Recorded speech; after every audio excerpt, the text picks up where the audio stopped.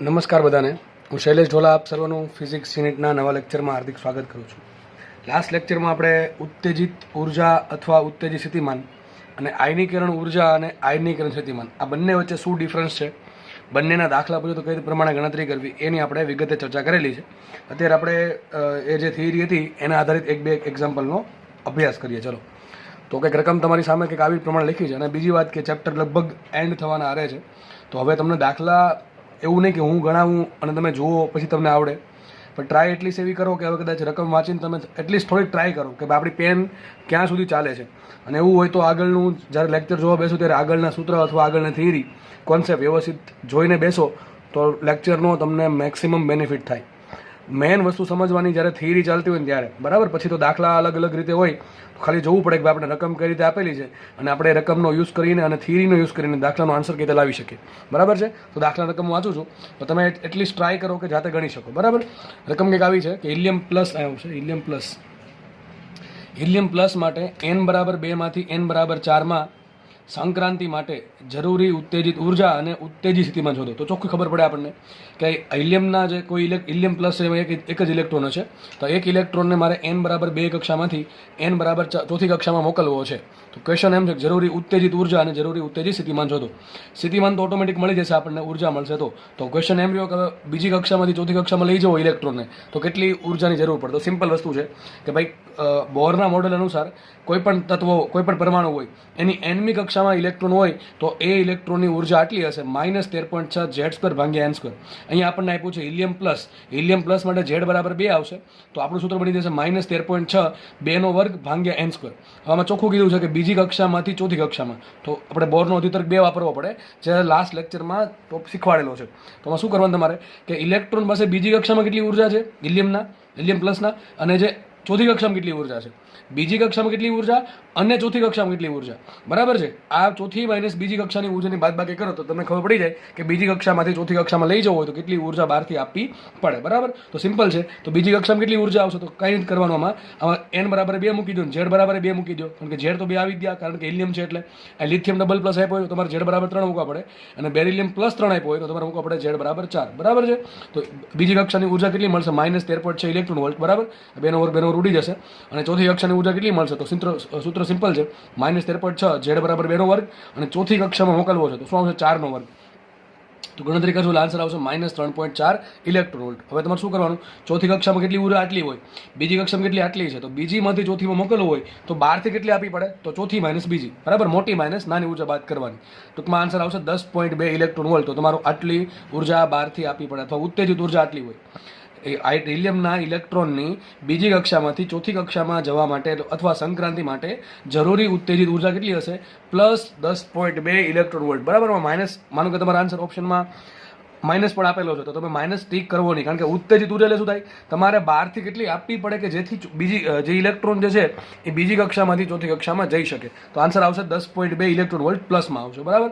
ઉત્તેજિત ઉર્જા કયો અથવા બાહ્ય ઉર્જા કયો, આટલી ઉર્જા બહારથી આપવી પડે. હવે તમને આમાં 2 ક્વેશ્ચન પૂછ્યા છે, ઉત્તેજિત ઉર્જા શોધો અને ઉત્તેજિત સ્થિતિમાન પણ શોધો. તો મેં તમને બહુ ઇઝી રીત શીખવાડી છે કે તમને ઉર્જા મળી જાય, તમારે શું કરવાનું, આ જે 10.2 ઇલેક્ટ્રોન વોલ્ટ છે ને એમાંથી કાઢી નાખવાનું, તો તમને શું મળશે, વોલ્ટેજ મળશે. બરાબર છે. તો આપણે આનો મિનિંગ એમ થાય કે તમારે જે ઇલેક્ટ્રોન છે એને બીજીમાંથી ચોથી કક્ષામાં મોકલવો છે તો કઈ રીતે મોકલશો તમે, બહારથી ઉર્જા આપીને. આ બહારથી ઉર્જા કઈ રીતે આપશો તમે, ઇલેક્ટ્રોનને વોલ્ટેજ વડે પ્રવેગિત કરીને. એમ મિનિંગ થાય એનો. બરાબર. તો કેટલું વોલ્ટેજ જરૂર પડે, તો આ એક ઇલેક્ટ્રોનને મોકલવા માટે 10.2 વોલ્ટનું પીડી તમારે આપવું પડે, એને જેને કહેવાય ઉત્તેજિત સ્થિતિમાન. બરાબર. અથવા ઉત્તેજિત વોલ્ટેજ અથવા ઉત્તેજિત પીડી.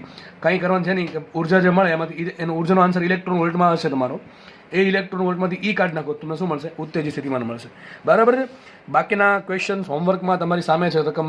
બરાબર છે. ઘણા લોકો કોમેન્ટમાં આન્સર લખે છે, ઘણા બધા લોકો લખે છે. બરાબર છે. બાકીના લોકોને કદાચ સમય નહીં હોય અથવા કંઈ વાંધો નહીં. બરાબર. ચલો, તો 4 દાખલા હોમવર્કમાં આપું છું. રકમ કંઈક આવી છે હાઇડ્રોજન ખાલી એમ આવશે. હાઇડ્રોજન માટે n બરાબર 4 માંથી n બરાબર 6ઠી કક્ષા માટે ચોથામાંથી તમારે મોકલવાનું છે ક્યાં ઇલેક્ટ્રોન, 6ઠી કક્ષામાં મોકલવો હોય તો જરૂરી ઉત્તેજિત ઉર્જા અને જરૂરી ઉત્તેજિત સ્થિતિમાન શોધવાનું છે. આ બધા દાખલામાં આ જ રકમ છે. બરાબર છે. ચલો, નેક્સ્ટ દાખલો એવો છે, લિથિયમ ડબલ પ્લસ માટે n બરાબર 2 માંથી n બરાબર 3 લઈ જવા માટે જરૂરી ઉત્તેજિત ઉર્જા અને સ્થિતિમાન શોધો.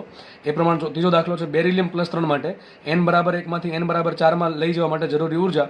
અને ચોથો દાખલો છે, લિથિયમ ડબલ પ્લસ માટે n બરાબર 3 માંથી n બરાબર 5 ઇલેક્ટ્રોનને લઈ જવો હોય તો કેટલી જરૂર જરૂરી ઉત્તેજિત ઉર્જા છે અને કેટલું જરૂરી ઉત્તેજિત સ્થિતિમાં છે શોધવાનું છે. આને તમારા નામ આપી દેજો, કોમેન્ટમાં લખો ત્યારે #1, #2, #3 અને #4. બરાબર, આ 4 ક્વેશ્ચનનો આન્સર કોમેન્ટમાં લખવા. આપણે આગળ વધીએ. ઓકે, ચલો આગળ વધીએ. જેમ આપણે લાસ્ટ પેજમાં હમણાં અથવા લાસ્ટ થોડીક મિનિટમાં જેમ આપણે ઉત્તેજિત ઉર્જા અને ઉત્તેજિત સ્થિતિમાંના દાખલા ગણ્યા, એ જ રીતે આપણે હવે થોડાક આયનીકરણ ઉર્જા અને આયનીકરણ સ્થિતિમાંના દાખલા ગણીએ.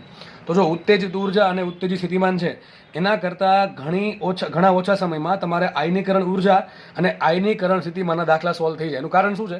કારણ કે એક વખત શબ્દ આવે આયનીકરણ ઉર્જા, તરત આપણને લાઇટ થાય કે ભાઈ આયનીકરણ આવ્યું એટલે ઇલેક્ટ્રોન જે પણ કોઈ પણ કક્ષામાં છે, પહેલી, બીજી, ત્રીજી, ચોથી, પાંચમી, ત્યાંથી એને ઠેકડો મરાઈને ક્યાં મોકલવાનું છે? સંક્રાંતિ કરાઈને મોકલવાનો છે છેક છેલ્લી કક્ષામાં. એટલે કે છેલ્લી કક્ષામાં એટલે શું થશે?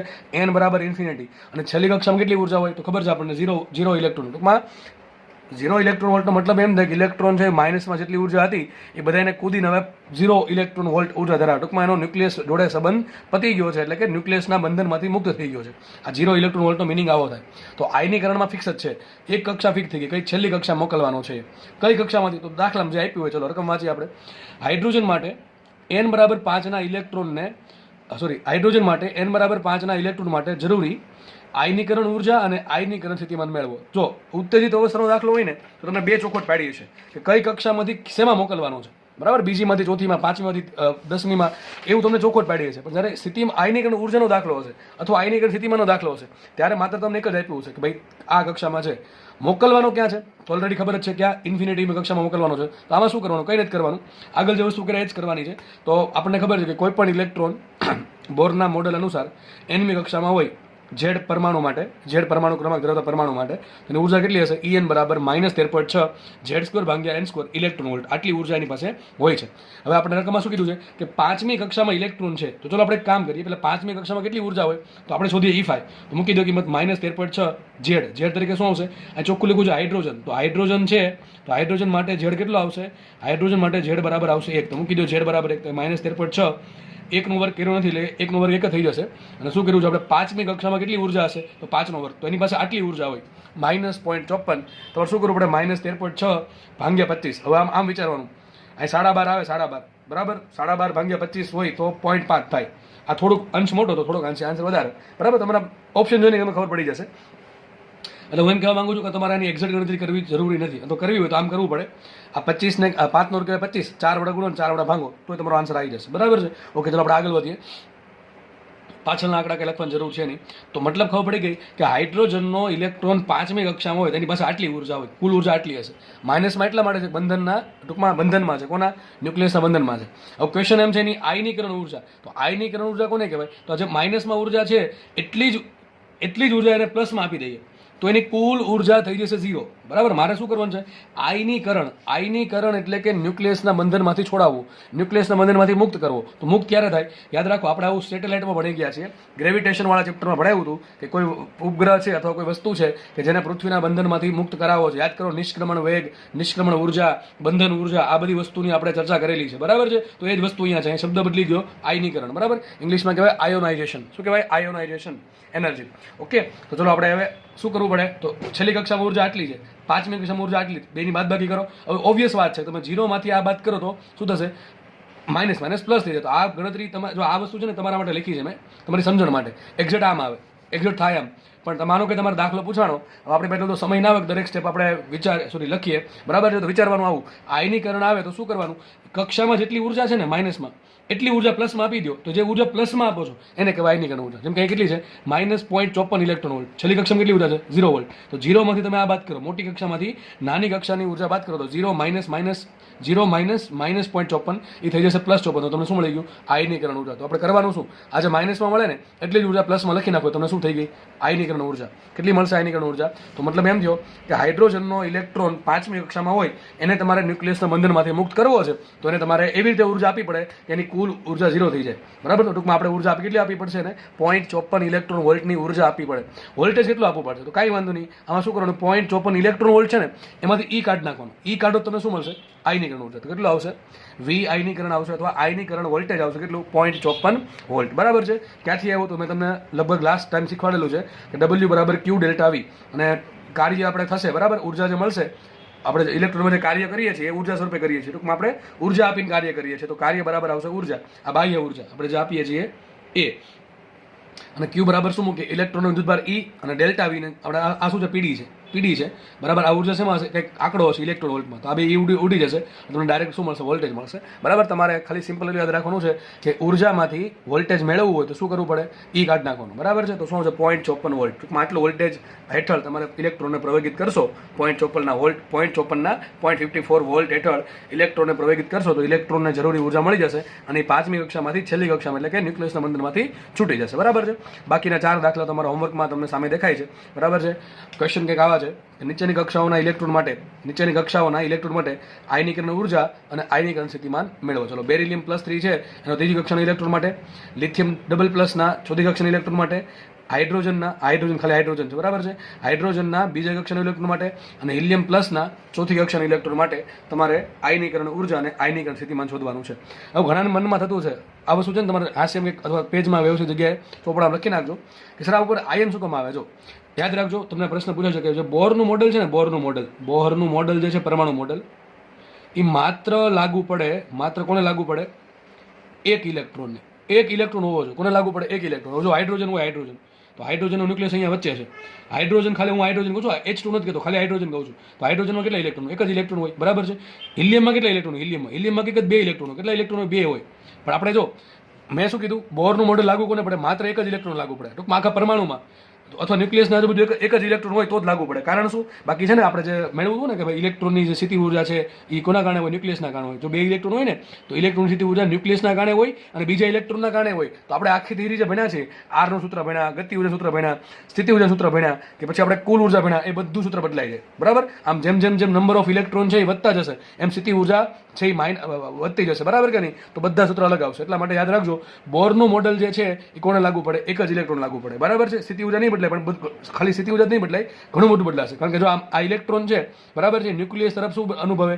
આકર્ષણ અનુભવે. પણ આ બીજો ઇલેક્ટ્રોન છે એ બધો ધક્કો મારે. તમે નેટ સરવાળો કરો તો ઘણી બધી વસ્તુઓમાં કોમ્પ્લિકેટેડ આવે. 2 ઇલેક્ટ્રોન છે બરાબર છે. માનો કે લિથિયમમાં 3 ઇલેક્ટ્રોન હોય, બેરિલિયમમાં 4 ઇલેક્ટ્રોન હોય, તો ઇલેક્ટ્રોનની ગોઠવણી ક્યાં છે, ઇલેક્ટ્રોન કયા સ્થાને છે, એના આધારે ઘણું કોમ્પ્લિકેશન આવી શકે. એટલે જ કહું છું, બોરનું મોડેલ આપણે જે પણ ભણ્યા છીએ અત્યાર સુધીમાં આ ચેપ્ટરમાં, એ માત્ર લાગુ પડે પરમાણુમાં, અથવા પરમાણુમાં એક જ ઇલેક્ટ્રોન હોય તો, અથવા ન્યુક્લિયસની આજુબાજુ એક જ ઇલેક્ટ્રોન ઘૂમતો હોય તો. માનો કે હાઇડ્રોજનમાં તો કોઈ વાંધો છે ને, એક જ ઇલેક્ટ્રોન છે. હિલિયમમાં કેટલા ઇલેક્ટ્રોન છે? 2 ઇલેક્ટ્રોન છે. તો આ બોરનું મોડેલ છે એ હિલિયમને લાગુ ન પડે. ક્યારે કોને લાગુ પડે?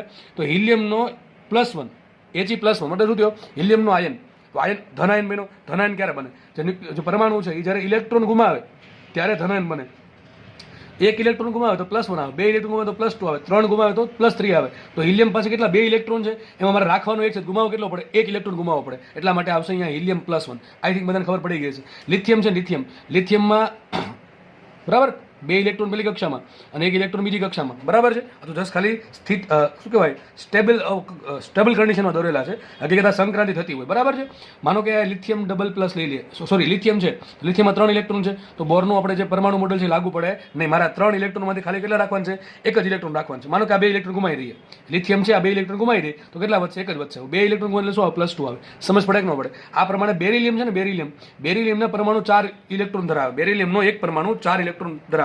તો એને આપણે બોરનું મોડેલ લાગુ પડી શકીએ નહીં. તો 4 ઇલેક્ટ્રોનમાંથી જો 3 ગુમાવી દે તો એની પાસે 1 ઇલેક્ટ્રોન વધે અને તો આપણે એને બોરનું પરમાણુ મોડેલ લાગુ પાડી શકીએ. એટલા માટે શું છે? બેરિલિયમ +3 આવે. શું આવે? બેરિલિયમ +3. ખબર પડે કે ન પડે? તો આ વસ્તુ તમારી રીતે વ્યવસ્થિત રીતે તમારા ચોપડામાં કોઈ જગ્યાએ લખી રાખવી કે બોરનું પરમાણુ મોડેલ માત્ર એક જ ઇલેક્ટ્રોનને લાગુ પડે છે બરાબર છે.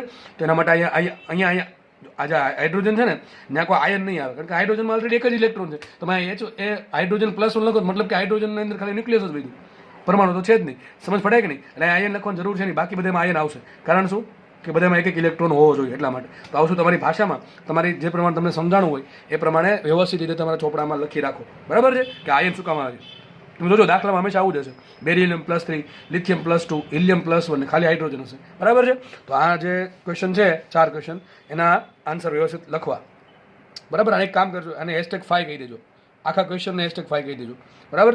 ઓકે, ચલો આગળ વધીએ. હવે છે ને આપણે થોડુંક થિયરિટિકલ વસ્તુ જોવાની છે. મતલબ કે ભણી જ ગયા છીએ આપણે પણ ઘણી વખત છે ને તમને રકમમાં એવું ના કીધું હોય ચોખ્ખું કે ભાઈ 5મી કક્ષામાંથી 6ઠ્ઠી કક્ષામાં જાય છે, એની જગ્યાએ કંઈક ગુજરાતીમાં શબ્દો આપ્યા હોય, બરાબર છે. તો આપણે શું કરવું, ચલો એ શબ્દ સમજીએ આપણે. ઘણી વખત તમને રકમમાં આવું જોવા મળશે કે હાઇડ્રોજનની પ્રથમ ઉત્તેજિત ઉર્જા શોધો. પ્રથમ ઉત્તેજિત ઉર્જા, એક શબ્દ યાદ રાખજો, પ્રથમ ઉત્તેજિત ઉર્જાને શું કહેવાય? પહેલી કક્ષામાંથી ઇલેક્ટ્રોનને બીજી કક્ષા મોકલવો. આવું લખ્યું હોય કે હાઇડ્રોજનના પરમાણુની દ્વિતીય ઉત્તેજિત ઉર્જા શોધો, તો શું કરવાનું તમારે? પહેલી કક્ષામાંથી ત્રીજી મોકલવાનું. જો સમજો, બરાબર છે. તૃતીય ઉત્તેજિત ઉર્જા તો પહેલીમાંથી મોકલવાનું ચોથીમાં. ચતુર્થ ઉત્તેજિત ઉર્જા તો મોકલવાનું પહેલીમાંથી 5મીમાં. એમમી શું કેટલામી છે? એમવી. જો ચતુર્થ શું કરવું પડે? મોકલવાનું પહેલીમાંથી 5મીમાં, બરાબર ને? મેં કીધું હતું, તમને કીધું હતું ચતુર્થ ઉત્તેજિત આવે, ઉત્તેજિત એટલે આગળ એક ઉમેર દેવાનું. તો શું કરવું પડે? પહેલીમાંથી 5મીમાં. અને આવો શબ્દ આવે ઉત્તેજિત ઉર્જા, ઉત્તેજિત ઉર્જા, ઉત્તેજિત ઉર્જા, બરાબર છે. રકમ બનાવે તમને, માનો તમને આવું કંઈક કીધું છે કે બેરિલિયમ+3 ના ઇલેક્ટ્રોન માટે ચતુર્થ ઉત્તેજિત ઉર્જા કેટલી હોય? ચલો આવો ક્વેશ્ચન માનો કે તમારે તમને પેપરમાં પૂછવાનો, કોઈ પણ એક્ઝામ તમે જે આપવાના છો એમાંથી ચતુર્થ ઉત્તેજિત ઉર્જાનું મૂલ્ય શોધો, ચલો, અથવા ચતુર્થ ઉત્તેજિત સ્થિતિમાનનું મૂલ્ય મેળવો. ચલો કેટલું હશે? તમને 4 ઓપ્શન આપ્યા હશે, બરાબર છે. તો જો આમાં ગુજરાતી ભાષામાં એવું કીધું છે કે ચતુર્થ ઉત્તેજિત ઉર્જા મેળવો, આપણે દાખલો આવડે છે પણ આપણે કન્ફ્યુઝ ક્યાં થઈ શકીએ કે સંક્રાંતિ કઈ કરાવવાની, બરાબર છે. અને પહેલી વાત તો ઉત્તેજિત છે એટલે કે ઇન્ફિનિટીમાં તો મોકલવાની છે નહીં. હા એમ કીધું કે આયનીકરણ છે તો અલગ વસ્તુ છે આખી, બરાબર છે. આયનીકરણ તો પાક્કું છે કે છેલ્લી કક્ષામાં જ મોકલવાનું છે, પણ અહીંયા તો એમ કીધું ઉત્તેજિત એટલે આપણે કંઈક નીચી કક્ષામાંથી ઉપરની કક્ષામાં મોકલવાનું થશે, બરાબર છે. હવે આપણે એક કામ કરીએ, આ ઇલેક્ટ્રોનને ચતુર્થ ઉત્તેજિત, હવે તમને એક વસ્તુ યાદ આવી જોઈએ મારા શબ્દો કે ઉત્તેજિત આવે એટલે એક ઉમેર દેવાનું. ટૂંકમાં ચતુર્થમાં એક નાખો 5 થઈ જશે, તો મતલબ કે 5મી કક્ષા મોકલવાનું છે, બરાબર છે. એક પાકું થઈ ગયું કે 5મી કક્ષામાં મોકલવાનો છે, પણ 5મી કક્ષામાં મોકલવાનું છે પણ ક્યાંથી એવું કંઈ ચોખવટ પાડે છે ને શું કરવાનું? પહેલીમાંથી, ધરા અવસ્થામાંથી. મતલબ કે ચતુર્થ ઉત્તેજિત ઉર્જાનું મતલબ એમ થાય કે ઇલેક્ટ્રોનને ધરા અવસ્થામાંથી 5મી કક્ષામાં મોકલવા માટે જરૂરી લઘુત્તમ ઉર્જા. સમજ પડે કે ન પડે? હવે વાંચો, ચલો. પ્રથમ ઉત્તેજિત ઉર્જા મતલબ કે એમ કે પહેલીમાંથી બીજી મોકલો. દ્વિતીય ઉત્તેજિત ઉર્જા તો બીજી પહેલીમાંથી ત્રીજી મોકલો. જો દ્વિતીય એટલે ઉત્તેજિત એટલે એક ઉમેર દેવાનું, બરાબર. આ એક ઉમેર બીજી થઈ જશે, બરાબર કે નહીં? તો મેં તમને ટૂંકમાં આ શું સમજવાનું છે કે આ ટાઈપના શબ્દો આપણે રકમમાં આપેલા હોય તો આપણે એને કઈ રીતે હેન્ડલ કરશું, બરાબર? ઓકે, ચલો. તો પ્રથમ ઉત્તેજિત ઉર્જા એટલે શું કરવાનું? પહેલી કક્ષામાંથી બીજી કક્ષામાં મોકલવા માટે જરૂરી ઉર્જા. કોને કીધું છે? આપણને કંઈ કીધું છે નહીં. હાઇડ્રોજન કહી શકે, લિથિયમ કહી શકે, એટલે કે આયન સ્વરૂપે, બરાબર. બેરિલિયમ કહી શકે. બેરિલિયમ બોલું તમારે સમજવાનું શું? બેરિલિયમ+3. લિથિયમ બોલું તમારે બોલવાનું લિથિયમ, સમજવાનું લિથિયમ+2. અને હિલિયમ બોલું સમજવાનું હિલિયમ+1. હાઇડ્રોજનમાં તો ફિક્સ જ છે, હાઇડ્રોજન જ આવશે, બરાબર. તો તમને ટૂંકમાં કોઈ પણનું કહી શકે, આપણે એની કે મતલબ છે નહીં, પણ ખાસ આ શબ્દો ગુજરાતી શબ્દો તમને ટેકલ કરતા આવડવા જોઈએ. તો પ્રથમ ઉત્તેજિત એટલે કે પહેલીમાંથી બીજી મોકલો. દ્વિતીય ઉત્તેજિત ઉર્જા એટલે કે પહેલીમાંથી ત્રીજીમાં મોકલવા જરૂરી ઉર્જા. તૃતીય ઉત્તેજિત ઉર્જા એટલે પહેલીમાંથી ચોથીમાં મોકલવા. ચતુર્થ ઉત્તેજિત ઉર્જા એટલે પહેલીમાંથી 5મીમાં મોકલવા જરૂરી ઉર્જા. તો સમજો એમની ઉત્તેજિત ઉર્જા એટલે શું થાય? તો એમમાં એક નાખી દો તો પહેલી કક્ષામાંથી M+1મી કક્ષામાં મોકલવા જરૂર. આ જનરલ સૂત્ર કહેવાય, જનરલ કહેવાય, બરાબર. આમાં એમ તરીકે કોઈ પણ હોઈ શકે, 5, 6, 7, 2, 3, 1, 2 કોઈ પણ હોઈ શકે, બરાબર. ટૂંકમાં એમની ઉત્તેજિત ઉર્જા મતલબ એમ થાય કે હાઇડ્રોજન નહીં પણ કોઈ પણ ઇલેક્ટ્રોનને ધરા અવસ્થામાંથી તમારે મોકલવાનો છે M+1મી કક્ષામાં, એના માટે જરૂરી ઉર્જા. સર આવું કંઈક આવ્યું હતું આગળ, આવ્યું હતું કે ભાઈ તૃતીય ઉત્તેજિત અવસ્થા તો એના માટે n = 4 યાદ છે તમને? આવું ભણાવ્યું હતું. તૃતીય ઉત્તેજિત અવસ્થાને શું કહેવાય? n = 4 કહેવાય. દ્વિતીય ઉત્તેજિત અવસ્થાને શું કહેવાય? n = 3 કહેવાય. પ્રથમ ઉત્તેજિત અવસ્થાને શું કહેવાય? n = 2 કહેવાય. યાદ હશે તમને બધાને? તો એક જ વસ્તુ યાદ રાખો આપણે કે ઉત્તેજિત શબ્દ આવે તો આગળના શબ્દમાં એક ઉમેરી દેવાનું, બસ, એટલે તમારું કામ થઈ જશે. જો એ લખ્યું છે કે 5મી ઉત્તેજિત અવસ્થા મતલબ શું થાય? આનો શું મિનિંગ થાય? 5મી ઉત્તેજિત અવસ્થા n = 5 એવું થાય અને એને શું થાય? n = 6. ઉત્તેજિત અવસ્થા એટલે કે એક ઉમેરો એટલે શું થશે? n = 6. અને ચોખ્ખું લીખવું હોય 5મી કક્ષા તો n = 5, અથવા એમ કે લીખવું હોય 5મી અવસ્થા તો n = 5 થાય, પણ 5મી ઉત્તેજિત અવસ્થા આવે તો n = 6 આવે. અહીંયા ઉર્જાની વાત છે, બરાબર. તો સમજી જવાનું કે પહેલી કક્ષામાંથી જે કીધી છે ઉત્તેજિત અવસ્થા એમાં એક ઉમેરીને જે આવતી હોય એમાં મોકલવા જરૂરી ઉર્જા થશે. જેમ કે લખ્યું છે n = 2 ને બે રીતે વંચાય. n = 2 ને આમ પણ લખી શકાય દ્વિતીય કક્ષા, અથવા લખી શકાય દ્વિતીય અવસ્થા, અથવા આમ પણ લખી શકાય કે પ્રથમ ઉત્તેજિત અવસ્થા, બરાબર કે નહીં? n = 2 ને શું કહેવાય? પ્રથમ ઉત્તેજિત અવસ્થા, બરાબર. પ્રથમ છે એટલે પાછળ ઉત્તેજિત છે, આપણે એક પ્રથમમાં નાખશું શું થશે? 2 થઈ જશે. તો આવા શબ્દો તમને ઘણી વખત છે ને દાખલા ગણવામાં મદદરૂપ થશે, બરાબર છે. આપણામાં ઘણાને શું થાય, આવા શબ્દોના કારણે માર્ક જતા હોય, તો આપણે આમાં માર્ક જવા જોઈએ નહીં. થોડુંક વ્યવસ્થિત જોશો અને સમજશો આવડી જશે. ચલો હવે શબ્દ ઘણી વખત આવા હોય. પ્રથમ આયનીકરણ ઉર્જા. ચલો એક શબ્દ પાકો થઈ ગયો. આયનીકરણ છે એટલે શું થઈ ગયું? ઇન્ફિનિટી પાકું થઈ ગયું. છેલ્લી કક્ષા પ્રથમ આયનીકરણ તો સિમ્પલ પહેલી કક્ષામાંથી, દ્વિતીય આયનીકરણ તો બીજી કક્ષામાંથી, તૃતીય આયનીકરણ તો ત્રીજી કક્ષામાંથી, એમમી કક્ષાનું આયનીકરણ અથવા એમમી કક્ષામાં રહેલા ઇલેક્ટ્રોનની આયનીકરણ ઉર્જા મતલબ શું થાય? એમમી કક્ષામાંથી તમારે ઇલેક્ટ્રોનને ઇન્ફિનિટી કક્ષામાં મોકલવો હોય તો કેટલી ઉર્જા આપવી પડે? સિમ્પલ વસ્તુ છે, બરાબર. બે વસ્તુમાં ભૂલ પડે નહીં. ઘણા આવું કે પ્રથમ એટલે બે, આમાં ક્યાં બે આવ્યા? પ્રથમનું એક જ કર્યું છે. તો ઘણા કહેશે ભાઈ પ્રથમનું બે કર્યું ને, અરે સમજો પાછળ ઉત્તેજિત શબ્દ છે, બરાબર કે નહીં? તો મેં તમને જે રીત આપી છે નાનકડી એવી કે ઉત્તેજિત શબ્દ આવે આગળ એક ઉમેરી દો એટલે એ રીત કામ લાગશે. આયનીકરણમાં શું થાય? પ્રથમ આયનીકરણ તો મતલબ કે પહેલી કક્ષાના ઇલેક્ટ્રોનને ઇન્ફિનિટીમાં કક્ષામાં મોકલવો હોય તો કેટલી ઉર્જા આપવી પડે? દ્વિતીય, તૃતીય, એમ, બરાબર. તો આ પ્રમાણે દાખલા નહીં ગણાવતો, બરાબર. હવે તમે એટલો તો હોશિયાર છો કે આ ટાઈપના દાખલા તમે સમજી શકો, એટલે માટે મેં તમને આ પ્રમાણે ચાર્ટ બનાવીને આપી દીધું કે ભાઈ આ પ્રમાણે છે, બરાબર. તો આ દાખલા મેં તમને આગળ ગણાવ્યા છે, એમાં તમને મેં આમ કીધું કે ભાઈ n બરાબર 3 માંથી n બરાબર 5 માં, બરાબર છે. આમાં જ આપવું પડે, પણ આમ પૂછે કે લિથિયમ ડબલ પ્લસના ઇલેક્ટ્રોન માટે તૃતીય ઉત્તેજિત ઉર્જા શોધો. ચલો બીજું કઈ કીધું છે નહીં. શું કીધું? તૃતીય ઉત્તેજિત ઉર્જા શોધો. તો તમે શું કરશો? તૃતીય ઉત્તેજિત ઉર્જા, તૃતીય એટલે ઉત્તેજિત એક નાખો એટલે શું થશે? n બરાબર 4. તો n બરાબર 4 માં મોકલવાનો છે, પણ ક્યાંથી મોકલવાનું છે કીધું છે નહીં. તો આપણે શું માનશું? ધરા અવસ્થામાંથી. તો મૂકી દેવાનું 1 થી 4. તો જે લિથિયમ ડબલ પ્લસ છે એના ઇલેક્ટ્રોનને પહેલી કક્ષામાંથી ચોથી કક્ષામાં લઈ જવો કેટલી ઉર્જા આપવી પડે એ આપણે ટૂંકમાં શોધવાનું છે, બરાબર. આપણે આગળ વધીએ. નેક્સ્ટ ક્વેશ્ચન આપણે સોલ્વ કરીએ. હવે હું દાખલા લીધા છે અને દાખલા બધા મેં જીના અનુરૂપ દાખલા લીધા, બરાબર છે. દાખલા જીમાં પૂછાઈ શકે અથવા પૂછાયેલા હોય અથવા ભવિષ્યમાં પૂછાવાની ચાન્સીસ હોય, બરાબર છે. રકમ ચેન્જ કરીને હવે દાખલા બધા લીધા છે. દાખલાની સાઇઝ થોડીક મોટી હશે એટલે એક વસ્તુ બાકી, નીટમાં તો નહીં પૂછાય, પણ નીટમાં તમને કંઈક કામ લાગી શકે. નીટમાં પૂછો તો વાંધો છે નહીં, પણ સમય ઘટે, બસ એક સમયનો ઇસ્યુ છે, એટલા માટે નીટમાં નહીં પૂછાય લગભગ, બરાબર. ચલો રકમ વાંચીએ, પણ નીટવાળાને એવું નહીં જોવાના, એમાં તમને ઘણું શીખવા મળશે બીજું બધું. ઓકે, ચલો વાંચીએ રકમ આપણે. ઉત્તેજિત હિલિયમ આયન, જો આનો શું આયન હશે ભાઈ, આયન. ઓકે, શું કહે છે? ઉત્તેજિત હિલિયમ આયન, બરાબર. ટૂંકમાં ગુજરાતીમાં શબ્દ આપે કે હિલિયમ પ્લસ કે બે, મતલબ શું કહેવા માંગે છે? ઉત્તેજિત હિલિયમ આયન એટલે હિલિયમ પ્લસ. તો એમ કહે છે ઉત્તેજિત હિલિયમ આયન એનો ઇલેક્ટ્રોન, આમ લખી નાખજો, એનો ઇલેક્ટ્રોન, ઉત્તેજિત હિલિયમ આયનનો ઇલેક્ટ્રોન ક્રમિક સંક્રાંતિઓમાં 108.5 નેનોમીટર અને 30.4 નેનોમીટરના ફોટોનનું ઉત્સર્જન કરીને ધરા અવસ્થામાં આવે તો શરૂઆતની ઉત્તેજિત અવસ્થા માટે n કેટલા હોય શોધવાના છે. જો રકમ શું કહે છે કંઈ ખબર ન પડે, કંઈ વાંધો નહીં. ચલો તમને સમજાવું સાઈડમાં. હું બે વખત સંક્રાંતિ થાય છે, એકની બે વખત સંક્રાંતિ થાય છે. માનો કે આ કોઈ મોટી કક્ષા છે, આ એનથી નીચેની કક્ષા અને સૌથી નીચેની કક્ષા. આમાં એમ કીધું છે મારી પાસે હિલિયમનો કોઈ એક ઇલેક્ટ્રોન છે જે ઉપરની કક્ષામાં છે.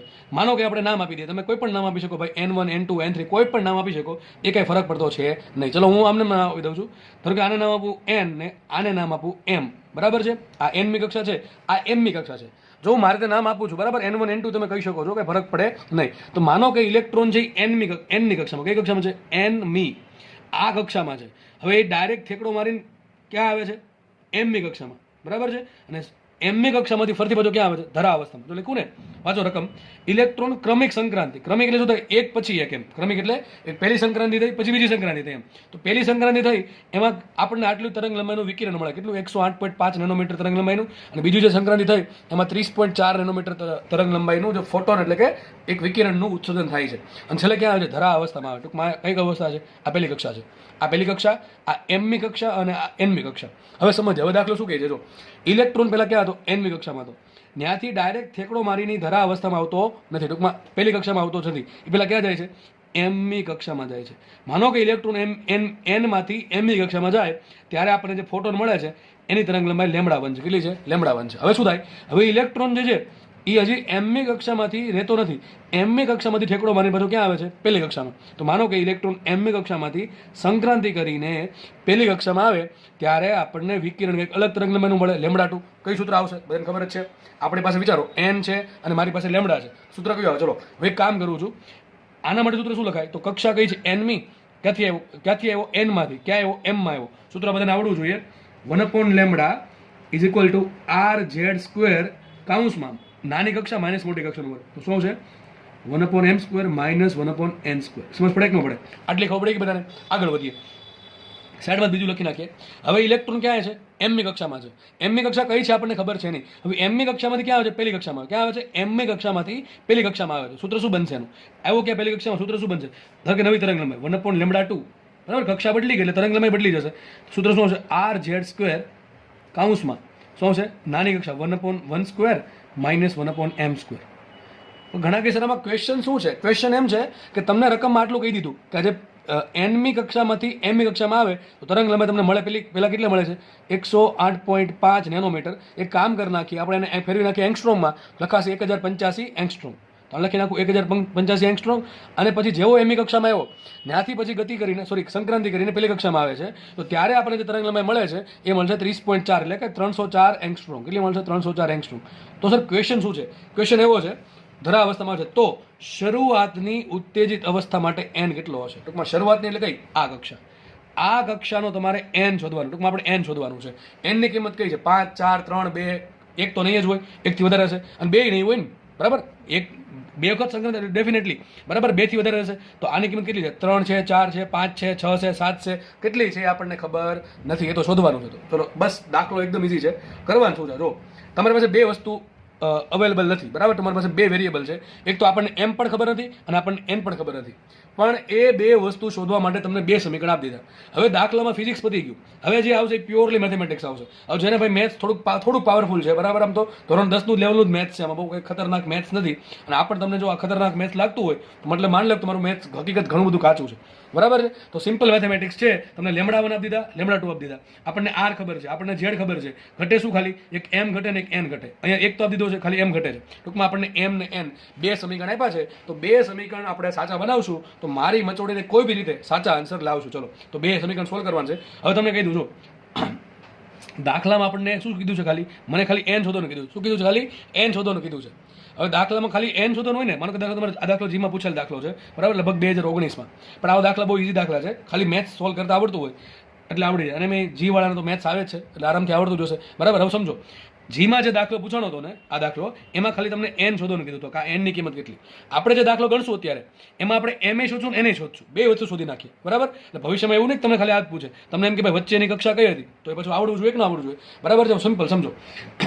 એક કામ કરીએ, પેલા આર ની કિંમત કેટલી હશે? r બરાબર હોય 1.1 10⁷ SI એકમમાં મીટર ઇન્વર્સ હોય. અને ઝેડ ની કિંમત કેટલી હોય? તો ઝેડ ક્યાંથી મળે આપણે? રકમમાંથી. ઝેડ કેટલા આપ્યા હતા? ઉત્તેજિત હિલિયમ આયન. ઝેડ કેટલા હશે? હિલિયમ માટે ઝેડ હશે 2. ચલો, સૂત્ર બની ગયું. તો શું બનશે? 1.1 10⁷ ઇન્ટુ 2/4. ટૂંકમાં અહીંયા એ જ વસ્તુ આવવાની છે. કિંમત મૂકે, જુઓ કિંમત મૂકી અહીંયા. તો 1/લેમડા 1 શું મૂકી દઉં છું? ડાયરેક્ટલી મૂકી દઉં 1085 એંગસ્ટ્રોમ. શું મૂકી દઉં છું? 1085 એંગસ્ટ્રોમ. તો 1085 એંગસ્ટ્રોમ, બરાબર છે? બરાબર એમ રાખું. આર કેટલા મૂકું? 1.1 10⁷, બરાબર કે નહીં? ઝેડ કેટલા મૂકું? ડાયરેક્ટ મૂકી દઉં છું. ઝેડ બરાબર 2 હોય તો ઝેડનો વર્ગ કેટલો થાય? ઝેડનો વર્ગ થશે 4. અહીંયા આવશે 4 ઇન્ટુ કાઉન્સમાં શું આવશે? બાકીનું પદ એમને 1/m² માઇનસ 1/n². આગળ કઈ થશે? આગળ આમાં કંઈ નહીં થાય. એક વસ્તુ આપણે કરવી પડે કે આ બધું છેદમાં લઈ જાઓ. જો હું એક સ્ટેપમાં લખું છું. આપણે ધોરણ 12 લગભગ શું કહેવાય n ના જ આરે છે, તો હવે કેલ્ક્યુલેશન તમને આવડવું જોઈએ. આ એંગસ્ટ્રોમ છે અને શું કહે 10⁻10 એ જશે ક્યાં? ઉપર, બરાબર છે? તો 10⁻10. આ છે 10⁻10 છે. આ 10⁷ છેદમાં લાવું તો ઉપર 10⁻10, નીચે 10⁷, તો ઉપર શું થાય? 10⁻3 વધે, એને કહેવાય 1000. ઉપર લખી નાખું 1000 છેદમાં શું આવશે? 1085 ગુણ્યા 1.1 ગુણ્યા 4. આવું કંઈક આવશે ને? 1085 ગુણ્યા 1.1 ગુણ્યા 4 બરાબર શું મળ્યું? 1/m² minus 1/n². આને આપણે સમીકરણ નંબર 1 આપી દઈએ. અને તમને જો ઈચ્છા હોય તો આપણે ગુણાકાર કરી નાખીએ. આપણી પાસે કેલ્સી તો છે નહીં, એટલે કંઈક આવું કંઈક વિચારી શકે. જો આવું 1085 ગુણ્યા 1.1, ટૂંકમાં 1085 ગુણ્યા 11 કરવાના. તો 11 બહુ ઇઝીલી થાય. જો આમ કરવાના. એટલે આપણે કરી નાખીએ. શું આન્સર આવે? જો બધી ગણતરી તો ગુણાકાર તો આટલો તો આવડતો જ હશે, બરાબર? 5 ને 13 ને 9 ને 1 ને 1 ને 1 પોઈન્ટ કાપવાનું, 1193. કેટલા આવશે? 1193. હવે યાદ રાખો, કોઈનો જો તમારે ગુણાકાર 11 સાથે કરો તો શું કરવાનું? માનો કે 1085 છે, એનો મારે ગુણાકાર 11 જોડે કરો તો તમારે કરવાનું શું? 1085 લખી નાખવાના, બરાબર? પછી પાછા નીચે એક સાઈડ રાખી ખાનું એક લખી નાખવાનું પાછા, બરાબર? કરો સરવાળો. શું આવશે? 5 ને 13 ને 9 ને 1 ને 1 થઈ ગયું કે નહીં? આ તો શું આન્સર આવશે? 1193.5. શું કરવાનું? એક વખત લખવાના ને એક વખત પછી થોડીક જગ્યા રાખીને એક વખત આંકડા વચ્ચે લખવાના. કરો બેનો સરવાળો, તમારો આન્સર આવી જશે, બરાબર? તો શું આન્સર આવશે? 1193.5. હવે 1193.5 આપણે ગણતરી લેશું તો ભાઈ તમારા પેપર નોટ સમય ઘટશે. આપણે શું લેશું? 1200 લેશું. શું લેશું? 1200, બરાબર છે? તો 1000 છેદમાં 1085 ગુણ્યા 1.1 એને કહેવાય 1200, બરાબર? આને કહેવાય 1200. અને 1200 ગુણ્યા 4, 12 ચોક 48, શું આવશે? 4800, બરાબર? 1/m². Minus 1/n². આ આપણે સમીકરણ નંબર 1 આપણે નથી આપવાને. હજુ એક કામ કરીએ, હજી કંઈક ગણતરી કરીએ, બરાબર. 2 મિનિટના ઉદાહરણ દઈએ અને 10/18 છે ને, સોરી 10/48 છે, એને લખી શકીએ આપણે 5/24, બરાબર. શું લખી શકીએ? 5/24. તો 5 અથવા એમને એમ રહેવું તો ચાલશે. 5/24, 5 દુ 10 ને 24 દુ 48, એટલા માટે 1/m² માઇનસ 1/n². આને આપણે સમીકરણ નંબર 1 આપીએ. હવે આટલું ગણિત તો બધાને આવડતું હશે, બરાબર છે. હવે હું અલગ પેજમાં આ સમીકરણ સોલ્વ કરું છું. એમાં પણ જશે આપણે ખાલી કિંમત મૂકવાની. ચલો સમીકરણ શું છે? 1/λ2 ઇઝ ઇક્વલ ટુ RZ² કાઉન્સમાં 1/1 નો વર્ગ એક જ કરી નાખું છું માઇનસ 1/m², બરાબર કે નહીં? ચલો ફટાફટ મૂકીએ. λ2 કેટલા આપ્યા? તો આપણે કીધું છે ક્રમિક સંક્રાંતિ. ટૂંકમાં પહેલા સંક્રાંતિ થઈ એમાં તરંગલંબાઈ આટલી મળી અને બીજી થઈ એમાં કેટલી મળી? 30.4. 30.4 નેનોમીટરમાં છે. Just a minute. ઓકે, ચલો બરાબર છે. ઓરિએન્ટેશન બરાબર છે. હવે જો 30.4 નેનોમીટરમાં છે, આપણે એને કન્વર્ટ કરીએ છીએ એમાં એંગસ્ટ્રોમમાં, તો થઈ જશે કેટલું? 304 એંગસ્ટ્રોમ. કેટલું થઈ જશે? 304. તો મૂકી દઈએ, અહીંયા મૂકી દઉં છું. 304 એંગસ્ટ્રોમ ઇઝ ઇક્વલ ટુ અહીંયા આર કેટલા આવશે? 1.1 10⁷ અને ઝેડ છે 2 નો વર્ગ એટલે 4. કાઉન્સમાં શું આવશે? 1 માઇનસ 1/m² આવશે. એમને ફટાફટ આમાં ગણતરી કરીએ તો જુઓ અહીંયા 1.10 એંગસ્ટ્રોમ છે, 10⁻10 જશે ઉપર, 10+10 7 નીચે આવે તો 10 ની ઉપર 10⁻10 છેદમાં 10⁷ ઉપર વધશે 10⁻3, જેને કહેવાય 1000. અહીંયા આવશે 1000 છેદમાં શું આવશે?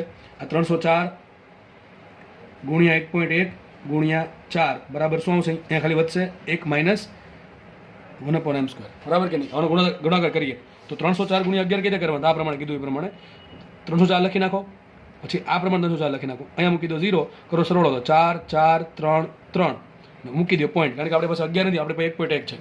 304 ગુણ્યા 1.1 નો આન્સર આવશે 334.4. આપણે 334.4 નહીં લઈએ, આપણે નજીકનું લઈ લઈએ, 335 લઈએ. શું લઈ લઈએ? 335 ગુણ્યા 4 કરવાના છે. હવે 4 તેરી 12 એટલે 1200 અને 35 ચોક થશે 140. 1200 પ્લસ 140 થાય 1340. કેટલું આવશે? 1340. તો મૂકી દઈએ કિંમત અહીંયા 1000 છેદમાં 1340, બરાબર. મૂકીએ 1/1 માઇનસ 1/m². આગળ વધીએ તો જો આમાંથી એમ મળી જાય એવું છે, બરાબર. કારણ કે આ સમીકરણમાં ખાલી એમ જ છે ને, તો આપણને એમ મળે તો આના પરથી એન મળી જશે. હવે આપણે ફટાફટ અહીંયા એમ શોધી નાખીએ. તો એક તો 2 મિનિટ ઉદાહરણ દઈએ, પછી હવે આને આમ લાવો ને આમ લાવો તો થઈ જશે આવું કે 1/m² બરાબર 1 માઇનસ શું આવશે? અહીંયા 100/134. લ્યો લસા 134 અહીંયા આવશે. 134 માઇનસ શું આવશે? 34. 34/134, બરાબર કે નહીં? આ શું મળ્યું? 1/m². તો 1/m² એટલા મળ્યા મને 34/134. એનું કરી નાખીએ ઊંધું તો શું મળશે મને? m² બરાબર 134/34, બરાબર કે નહીં? શું મળશે? m² બરાબર 134/34. હવે એમ શું છે? એમ શું છે? કક્ષા છે. શું છે? કક્ષા. કોઈ કક્ષા કઈ હોય? એમ હોય 1/2મી કક્ષા, 2/2મી કક્ષા, 3.5મી કક્ષા, 1.75મી કક્ષા? ના, કક્ષાના આંકડા કેવા હોય? હંમેશા પહેલી કક્ષા, બીજી કક્ષા, ત્રીજી કક્ષા, ચોથી કક્ષા, 5મી કક્ષા, એવા આંકડા હોય. તો આપણે જે m² નો આન્સર આવશે ને એ આપણે એવું કંઈક સંખ્યા લખશું, બરાબર છે. એવો કંઈક આન્સર આવવો જોઈએ કે જેનો જે વર્ગ કરીને છે ને એની પૂર્ણાંક સંખ્યા મળવી જોઈએ. શું કહું છું? એમનો આન્સર પૂર્ણાંક સંખ્યા. એમ એક કક્ષા છે, કક્ષા. એનો કેવો આન્સર હોય? એનો પૂર્ણાંક સંખ્યા. શું હોય? પૂર્ણાંક સંખ્યા, બરાબર. તો હવે અમારા બેનો ભાગાકાર એ પ્રમાણે કરવાનું છે, પૂર્ણાંક જવાબ આવવો જોઈએ બસ. તો 134 ભાગ્યા 134 ભાગ્યા તમે 34 કરો તો કંઈક આવું વિચારી શકો છો. 34 ગુણ્યા 4 કરો ને તો ચોખ્ખું 16 વધી પડી 1, 4 તેરી 12 ને 13. તો 34 ગુણ્યા 4 ટૂંકમાં 34 ગુણ્યા 4 136 થવા જોઈએ, પણ આપણે આવ્યા ગયા 134 આવ્યા. તો મારો આન્સર અહીં 3 પોઈન્ટ સમથિંગ કંઈક આવે, 3.9 પોઈન્ટ સમથિંગ કંઈક આવે. પણ આપણે લખશું કેટલા? 4 લખશું. તો આવું સર ઘણા કંઈક સર આમ કેમ કર્યું? અરે ભાઈ, આપણે આજે 304.1.1 છે, 304 ગુણ્યા 1.1 આપણે ક્યાં વ્યવસ્થિત ગણતરી કરી છે. મને એમ કહો આર ની કિંમત એક્ઝેક્ટલી 1.1 થોડી હોય. આર ની કિંમત કેટલી હોય?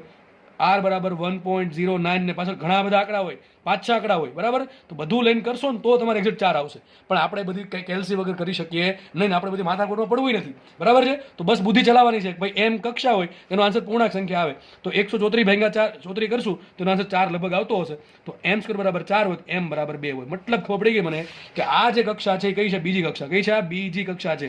અહીંયા n બરાબર 2 છે. તો બીજી કક્ષામાંથી પહેલી કક્ષામાં. ચલો m મળી ગયો, n મળે કે ના મળે? અરે સર કેમ ના મળે? બધું મળી જાય. ચલો મૂકી દઈએ કિંમત અહીંયા. મારી પાસે પહેલું ઇક્વેશન શું હતું? મારી પાસે ઇક્વેશન હતું 5/24 બરાબર 1/m² માઇનસ 1/n². ચલો આગળ વધીએ. તો એક પદ આમ લાવો ને એક પદ આમ લાવો. n² વાળું પદ આમ લાવો બીજા પદ આમ બાજુ લાવીએ. તો 1/n² બરાબર 1/m. m કેટલા આવ્યા? મૂકી દઉં છું. m બરાબર આવ્યા 2, 2 નો વખત થશે 4. તો 1/4 માઇનસ આ પદ આવશે અહીંયા 5/24.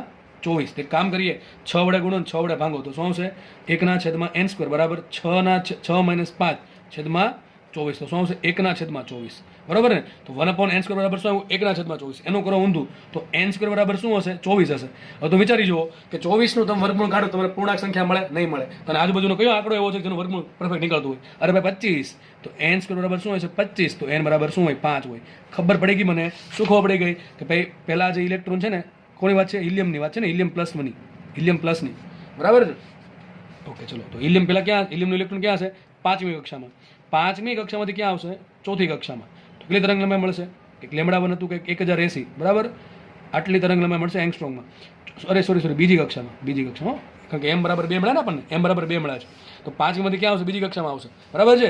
બીજીમાંથી ફરી પાછું ક્યાં આવશે? પહેલી કક્ષામાં આવશે. તો n બરાબર 1 માં આવશે ધરા અવસ્થામાં. ત્યાં તરંગ લંબાઈ મળશે આપણને λ2 બરાબર કેટલા આવશે? કેટલા હતા? 304 એંગસ્ટ્રોમ. તો આ દાખલો આ પ્રમાણે સોલ્વ થાય બરાબર. દાખલો એકદમ ઇઝી છે. ફિઝિક્સ અહીંયા સુધી જ હતું, બાકી તો પ્યોરલી મેથેમેટિક્સ છે. હવે તમારું મેથ્સ કેટલું પાવરફુલ છે ખાસ જી વાળા લોકો એ ખબર પડે કે તમને દાખલો આવડે કે ન આવડે. ઘણા કેસરમાં તમે એમ કહેતા હતા ખાલી મને n સુધી મળી જાય. જો એક કામ કરો, આ જે સમીકરણ છે ને એને આપણે તમે r² એક કામ કરીએ, r² છે ને છેદમાં લઈ લો તો શું સૂત્ર બનશે? ફટાફટ આવું બનશે 1/λ1 × r² બરાબર સૂત્ર શું આવશે? 1/m² - 1/n². બરાબર કે નહીં? બરાબર. ઇક્વેશન આવું બનશે. એ પ્રમાણે આ જે λ2 વાળું છે ને એમાં પણ r² છેદમાં લઈ લો તો શું બનશે? અહીંયા 1/λ2 × r² બરાબર અહીં શું આવશે? 1 - 1/m². 1 - 1/m². હવે તમારે બે રસ્તા છે. કાં તો તમે આ સમીકરણનો યુઝ કરીને પહેલા m મેળવો અને m ની કિંમત અહીંયા મૂકો તો પછી n મેળવો, જે આપણે કર્યું છે. મેં તમને શું કીધું હતું કે હું તમને શીખવાડવા એમ માંગતો હતો કે મારે m એ જોતું હતું, મારે n એ જોતું હતું, પણ તમે જે દાખલો પૂછ્યો છે એમાં ખાલી તમને n જ માંગ્યું છે, m માંગ્યું નથી. તો તમારે શું કરે ખબર છે? કરવું હોય તો બાકી આ પ્રમાણે બરાબર છે. આવું કરી શકાય કે તમે આ સમીકરણનો બેન સરળો કરો. શું કરો સરળો? તો ખબર કેમ પડે સરળો કરવાનું? જો અહીંયા પદ શું છે? 1/m² છે. અહીંયા પદ કેવું છે? -1/m². બેનો તમે સરળો કરશો, બેનો તમે સરળો કર્યું શું આન્સર આવશે? તો કંઈક આવું આવશે 1/λ1 × r² પ્લસ 1/λ2 × r² બરાબર શું આવશે? 1 - 1/n². આવું થઈ જશે. તો તમારા λ1 ની, r ની, z ની, λ2 ની બધી કિંમત મૂકો તમને ડાયરેક્ટલી n મળશે બરાબર. તો એમાં એવું નથી કે ઇઝી છે, એમાં ગણતરી તો કરવી જ પડશે બરાબર. તો પણ તમને એમાં શું કે m નહીં મળે. પણ મેં તમને શીખવાડવા માંગતો હતો ભાઈ m પણ કેમ શોધાય અને n પણ કેમ શોધાય. દાખલો એકદમ ઇઝી દાખલો છે. મેથેમેટિક્સ ફાવે તો દાખલો ફટાફટ સોલ્વ થઈ જશે. અને આ પ્રમાણે ગણતરી ફાવી જોઈએ. આ બધી જાતે જ કરવાની છે. કેલ્શિયમ વગર થોડુંક અટપટું તો છે જ બરાબર છે. જે લોકોને ટેવ પડી ગઈ છે અને કંઈ ફરક નહીં પડે, જે લોકોને હજી તકલીફ પડે છે તકલીફ તો રહેશે, પ્રેક્ટિસ નહીં કરે તો ગણતરીની. દાખલો આઈ થિંક બહુ ઇઝી દાખલો છે, પણ ખબર પડવી જોઈએ. ખાસ તો આ લીટી ખબર પડવી જોઈએ કે શું કહે છે. ઇલેક્ટ્રોન ક્રમિક સંક્રાંતિઓમાં આટલી તરંગ લંબાઈ પછી આટલી તરંગ લંબાઈ આ બધું શું છે બરાબર. એ ખબર પડે તો દાખલો આવડી જશે. તો ભવિષ્યમાં કંઈક દાખલો પૂછાય ભાઈ ખાસ જી વાળા તો દાખલો આવો આવડી જવો જોઈએ બરાબર છે. ઓકે આગળ વધીએ. અને એવું નીટમાં નહીં પૂછાય. નીટમાં પૂછે તો શાળામાં તમને કંઈક ક્લુ આપી દે કે જેથી દાખલો ઇઝીલી સોલ્વ થતો હોય બરાબર. નીટમાં દાખલાઓ પૂછાય તો કંઈક બીજી તમને એડિશનલ વસ્તુ આપી દે જેથી દાખલો ઇઝીલી સોલ્વ થઈ શકે 1 મિનિટ અથવા 1.5 મિનિટના સમયગાળાની અંદર બરાબર. તો એવું નહીં માનવાનું કે દાખલો નહીં પૂછાય તો આપણે ગણવો નથી, જીનવો છે દાખલો નથી ગણવો. બધા દાખલો વ્યવસ્થિત જોવાનો છે બરાબર. આપણે આગળ વધીએ. ચલો એક ઇઝી દાખલો આપણે પહેલાં લઈ લઈએ વચ્ચે બરાબર છે. શું કહે છે જો, હાઇડ્રોજન પરમાણુમાં ઇલેક્ટ્રોન ત્રીજી કક્ષામાંથી પહેલી કક્ષામાં સંક્રાંતિ કરે તો યુવી વિભાગની તરંગ લંબાઈ મળે. પહેલાં આ સમજ પડે કે નહીં એ ખબર પડે આપણને. પહેલાં એ સમજ પાડીએ કે આ સ્ટેટમેન્ટ સાચું ખોટું. ચલો તમને એવું શું શીખવાડ્યું છે મેં કે યુવી વિભાગની તરંગ લંબાઈ કે આ બધું ક્યાં આવ્યું? વિચારો શ્રેણીઓમાં ક્યાં આવ્યું હતું? શ્રેણીમાં યાદ કરો.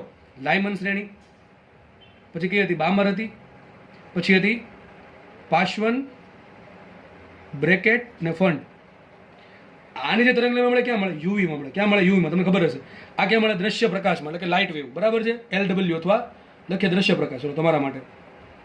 અને ત્રણેયની ક્યાં મળશે? ઇન્ફ્રારેડમાં. એટલે શું કહેવાય એને? પાર રક્ત બરાબર. પાર રક્ત. કેવું રક્ત? પાર રક્ત. શું લખ્યું? પાર રક્ત. ઓકે આ કાઢવાનું છે. અથવા ઇન્ફ્રારેડ. ગરમી છે ને આના કારણે બહુ હોય એટલે તેને ઇન્ફ્રારેડ કહેવાય બરાબર. પાર રક્ત. આને કહેવાય હીટ વેવ. શું કહેવાય? હીટ વેવ કહેવાય બીજી ભાષામાં. તો આપણે એવું શીખ્યા છીએ કે લાયમન ક્યારે મળે? ઉપરની કોઈ પણ એનમાંથી પહેલી કક્ષામાં સંક્રાંતિ થાય તો. બામર ક્યારે મળે? કોઈ પણ ઉપરની કક્ષામાંથી બીજી કક્ષામાં સંક્રાંતિ થાય તો. પાશ્વન ક્યારે મળે? ઉપરની કક્ષામાંથી ત્રીજી કક્ષામાં થાય તો શું મળે? પાશ્વન મળે. બ્રેકેટ ક્યારે મળે? ઉપરની કોઈ કક્ષામાંથી ચોથી કક્ષામાં સંક્રાંતિ થાય તો શું મળે તમને? બ્રેકેટ શ્રેણી મળે. અને ફંડ ક્યારે મળશે? ઉપરની કોઈ પણ કક્ષામાંથી 5મી કક્ષામાં, ટૂંકમાં 5 કરતાં વધારે હોવી જોઈએ બરાબર. તો શું મળે તમને? ફંડ શ્રેણી મળે. પણ આ ત્રણેયની તરંગ લંબાઈ ક્યાં હોય? ઇન્ફ્રારેડમાં. આ ક્યાં હોય? નજીક પારક. આ સિમ્પલ પારક ટૂંકમાં વચ્ચેના ભાગમાં હશે અને આ દૂરનું પારક. મેં તમને કીધું હતું કે યુવીનો જે પટ્ટો છે ને અને દ્રશ્ય પ્રકારનો જે પટ્ટો છે એના કરતાં પારકનો જે પટ્ટો છે ટૂંકમાં વર્ણપટની જે લંબાઈ છે તરંગ લંબાઈના સંદર્ભમાં એ બહુ મોટી છે, એટલે 3 ભાગ પાડ્યા છે. બરાબર, તો ચલો ક્વેશ્ચન વાંચીએ. આપણે શું કહે છે, હાઇડ્રોજન પરમાણુમાં ઇલેક્ટ્રોન ત્રીજી કક્ષામાંથી પહેલી કક્ષામાં આવે તો યુવી વિભાગમાં તરંગ લંબાઈ મળે. સાચું ખોટું? સાચું. જો ક્યાં એવો પહેલી કક્ષામાં, પહેલી કક્ષા કઈ થાય, લાયમન શ્રેણી. કઈ થાય, લાયમન શ્રેણી. અને લાયમનમાં ક્યાં મળે તમને તરંગ લંબાઈ? યુવી વિભાગમાં જ મળે. તો ક્વેશ્ચન વાંચીએ. ચલો શું કહે છે, તો નીચેનામાંથી કઈ સંક્રાંતિ દરમિયાન પારરક વિભાગની તરંગ લંબાઈ મળે? લ્યો શું કહે છે, પારરક વિભાગની તરંગ લંબાઈ મેળવવા જરૂરી સંક્રાંતિ કઈ હશે? હવે આ શબ્દ જોઈને ખબર પડી જાય. પારરક મેળવવું છે મારે, પારરક. તો પારરક ક્યાં મળે? પાર્શ્વમાં મળે, બ્રેકમાં પણ મળે અને ફંડ શ્રેણીમાં પણ પારરક વિભાગ મળે. તો બસ જોવાનું એ જ છે કે ત્રીજી કક્ષામાં સંક્રાંતિ થાય, ચોથીમાં થાય અથવા પાંચમીમાં કક્ષામાં સંક્રાંતિ થાય તો આપણને કઈ તરંગ લંબાઈ મળશે? હંમેશા પારરક મળે. જો તો પહેલો ઓપ્શન છે બીજામાંથી પહેલીમાં. બીજામાંથી પહેલીમાં તમને કયું મળે? યુવી મળે. આ ઓપ્શન નો આવે. ત્રીજામાંથી પહેલીમાં કઈ શ્રેણી મળે? લાયમન મળે. અને કઈ તરંગ લંબાઈ મળે? યુવી મળે. એટલે આપણને નહીં આવે. ચલો ઓપ્શન સી. ચોથી કક્ષામાંથી બીજી કક્ષામાં સંક્રાંતિ થાય તો મળે શું? બામર શ્રેણી મળે. બામર શેમાં મળે? દ્રશ્ય પ્રકાશમાં. તો આ ઓપ્શન પણ આવશે નહીં. તો ઓપ્શન ડી વધો. ચોથી કક્ષામાં ત્રીજી કક્ષામાં. તો દેખાય છે ચોથીમાંથી ત્રીજીમાં સંક્રાંતિ થાય તો કઈ શ્રેણી મળે તમને? પાર્શ્વન શ્રેણીની પહેલી રેખા મળે. આને કહેવાય એચ આલ્ફા પાર્શ્વ. એ બધું તમને યાદ હોવું જોઈએ. કઈ તરંગ લંબાઈ મળશે? ઇન્ફ્રારેડમાં મળશે. બરાબર, તો શું આન્સર આવે? ડી આન્સર આવે. બહુ ઇઝી ક્વેશ્ચન છે. આગળ વધીએ આપણે. નેક્સ્ટ ક્વેશ્ચન લઈએ. હાઇડ્રોજન પરમાણુમાં ઇલેક્ટ્રોન એનમી કક્ષામાંથી ધરા અવસ્થામાં આવે છે. કંઈ વાંધો નહીં. બે વસ્તુ આપી આપણે. તો હાઇડ્રોજન પરમાણુ આપ્યું છે, ઓકે, કંઈ વાંધો નથી. આગળ લખ્યું છે કે ઇલેક્ટ્રોન એમમી કક્ષામાંથી પહેલી કક્ષામાં આવ્યું. કંઈ આપણે મૂકી દઈએ. ત્યારે ઉત્સર્જિત વિકિરણને, બરાબર, આપણે ખબર છે કે મોટી કક્ષામાંથી નીચી કક્ષામાં આવે ત્યારે આપણને કંઈક તરંગ વિકિરણ મળે, તરંગ સ્વરૂપ તરંગ મળશે આપણને. આગળ લખ્યું છે એ જે તરંગ મળે છે, એ જે ઉત્સર્જિત વિકિરણ છે, એ જે ઉત્સર્જિત તરંગ છે, એને શું કર્યું? એને અન્ય કોઈ ધાતુની સપાટી કે જેનું વર્ક ફંક્શન 2.75 ઇલેક્ટ્રોન વોલ્ટ છે તેના પર આપાત કરવામાં આવ્યો. જો શું કહે છે, એક હાઇડ્રોજનનો ઇલેક્ટ્રોન છે એ ઉપરની કક્ષામાંથી પહેલી કક્ષામાં આવ્યો. ડેફિનેટલી ખબર છે આપણને કે બોર્નના અધિતર્ક મુજબ ઉપરની કક્ષામાંથી નીચી કક્ષામાં આપણે કંઈક તરંગ સ્વરૂપે ઉર્જા મળશે. આ જે તરંગ મળ્યું એને શું કર્યું? કોઈ સપાટી હતી, બરાબર, માનો કે કોઈ સપાટી લઈ લઈએ. આ સપાટી પર શું કર્યું? આપણે આપાત કર્યું. આપણે આપાત કરશું તો જે ધાતુની જે સપાટી છે એનું વર્ક ફંક્શન મને આપ્યું 50. યાદ કરો કયું ચેપ્ટર આવ્યું? આ એવું દ્રવ્ય અને વિકિરણનો દ્વૈત સ્વભાવ. ટૂંકમાં આ લોકોએ એક દાખલામાં 2 ચેપ્ટર ભેગા કર્યા, બીજું કંઈ છે નહીં. પણ 2 દાખલો બહુ ઇઝી છે. જેને 2 ચેપ્ટર આવડતા હશે, કોન્સેપ્ટ ખબર હશે ને, કંઈ તકલીફ કંઈ પડે નહીં ભાઈ. બરાબર છે, ઓકે. ચલો આગળ વધીએ. જેનું વર્ક ફંક્શન, એટલે આનું વર્ક ફંક્શન કેટલું આવ્યું તમને? 50, 2.75 ઇલેક્ટ્રોન વોલ્ટ છે. તેના પર આપાત કરતા સ્ટોપિંગ પોટેન્શિયલ 10 વોલ્ટ મળ્યું. શું મને મળ્યું? Stopping potential. તો સર આવું સૂત્રો કંઈક આવું ભણાવ્યું તમે? શું ભણાવ્યું હતું? આવું ભણાવ્યું હતું કે માનો કે 12 થી E જેટલી ઉર્જા મળે. કેટલી ઉર્જા મળે? 12 થી E જેટલી ઉર્જા મળે અને ધાતુનું વર્ક ફંક્શન 50 હોય તો સ્ટોપિંગ પોટેન્શિયલ વાળું સૂત્ર શું હતું? યાદ કરો, EV0 બરાબર E-50. અરે ભાઈ, આ સૂત્રથી તો, અથવા જે ચેપ્ટર છે યુટ્યુબમાં પડેલું છે, બરાબર, પ્લેલિસ્ટમાં જઈને જોઈ લેવાનું, ખબર ન હોય તો. લગભગ પહેલા બીજા લેક્ચરમાં આ સૂત્ર સાબિત કરાવેલું છે. બરાબર, ક્યાંથી આવ્યું નથી ખબર, પણ સાબિત કરાવેલું છે. બરાબર છે, બરાબર, ઓકે. તો ખાસ જોઈ લેવું, ભૂલવાનું કાંઈ છે નહીં. કંઈક કામ કરીએ ભાઈ. હવે આ ક્વેશ્ચન તો શું છે? એન શોધવાનું છે કે આ એન કેટલા હશે. તો જો આમ વિચારી શકીએ આપણે, એનમી કક્ષામાંથી પહેલી કક્ષામાં જાય કંઈક ઉર્જા આપણને મળી હશે. આ બાહ્ય ઉર્જા મળશે, આ ઉર્જા આપણને મળશે. આ ઉર્જા આપણે પાડી ધાતુની સપાટી પર. ધાતુનું વર્ક ફંક્શન 50 છે અને મને વર્ક ફંક્શન આપી દીધું. ધાતુનું મને જે ફોટો ઇલેક્ટ્રોન ઉત્પન્ન થયો, ફોટો ઇલેક્ટ્રોન, બરાબર છે. તો જે ફોટો ઇલેક્ટ્રોન ઉત્પન્ન થયો છે એના માટે સ્ટોપિંગ પોટેન્શિયલ 10 વોલ્ટ આપ્યું છે. તો પહેલાં એક કામ કરીએ, આપણને ઉર્જા મળે કે ન મળે, કે ભાઈ આ ઉર્જા આપણે કેટલી આપાત કરી તો 10 વોલ્ટનું સ્ટોપિંગ પોટેન્શિયલ મળે આટલા વર્ક ફંક્શન માટે. મૂકીએ કિંમત. ચલો તો સૂત્ર શું આવશે? EV0 બરાબર E-50. તો V0 શું છે? સ્ટોપિંગ પોટેન્શિયલ છે, 50 છે વર્ક ફંક્શન. એકદમ બેઝિક ઇક્વેશન છે આઇન્સ્ટાઈનનું. આને લાવો આ બધું શું આવશે? E બરાબર આવશે EV0 પ્લસ 50. બરાબર, માટે મૂકીએ કિંમત. E બરાબર EV0. ચલો E મૂકો, એમને 10 મૂકો, 10 બરાબર, 10 વોલ્ટ પ્લસ 50 કેટલા થઈ ગયા? 2.75 ઇલેક્ટ્રોન વોલ્ટ. શું થઈ ગયું? 2.75 ઇલેક્ટ્રોન. કરો સરવાળો. તો આને જો આમ વંચાય 10 EV. શું થઈ ગયું? જો 10 × EV, આ થઈ જશે 10 EV ઇલેક્ટ્રોન વોલ્ટ પ્લસ થઈ ગયા 2.75 ઇલેક્ટ્રોન વોલ્ટ. 10 ને 12.75 ઇલેક્ટ્રોન વોલ્ટ. ટૂંકમાં આટલી ઉર્જા આપણે ધાતુની સપાટીને આપવી પડે. કેટલી આપવી પડે? 12.75 ઇલેક્ટ્રોન વોલ્ટની ઉર્જા આપણે આપવી પડે. પણ આ મળી ક્યાંથી? અરે આ તો મળી હાઇડ્રોજનના પરમાણુની ઇલેક્ટ્રોનની સંક્રાંતિથી. કઈ સંક્રાંતિ થઈ? તો એનમી કક્ષામાંથી પહેલી કક્ષામાં. તો આપણને ખબર પડી ગઈ કે આપણને ઉર્જા કેટલી, આપણે સપાટીને કેટલી આપી છે? 12.75 ઇલેક્ટ્રોન વોલ્ટ.